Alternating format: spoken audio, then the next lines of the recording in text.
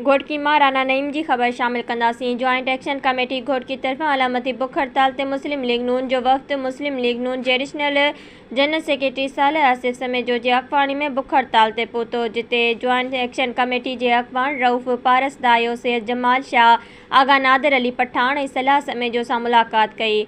उन मौक़े ते मुस्लिम लीग नून ज़िले घोटकी जे अॻवान सालिह आसिफ समेजो चयो त अमन अमान जी सूरतहाल ख़राब आहे। कल्ह मग़वी कलोड़े जी बाज़ियाबती ते DSP ज़ाहिद हुसैन मीराणी ऐं संदसि टीम जो वॾो किरदारु आहे। अहिड़नि सुठनि पुलिस जे आफ़ीसरनि खे घोटकी जी अवाम सलाम करे थी। उन वधीक चयो त घोटकी जी अवाम खे चूंडियल नुमाइंदनि जी बेहैसियती ते ॾुख जो इज़हार कयो। SSP जी बदिली को बि मसइलो हल न आहे। असीं चाहियूं था त SSP तुनियो साहब अमन अमान बिहाल करण में पंहिंजो किरदारु अदा कंदो। साणुसि गॾु मुस्लिम लीग नून तालका घोटकी जो सीनियर नायब सदर रसूल बख्श मंगसी, नायब सदर इक़बाल अहमद चन्ना, मुस्लिम लीग नून सिटी जो जनरल सेक्रेटरी आसिफ समेजो, गुलाम शबीर वासो बि हुयो।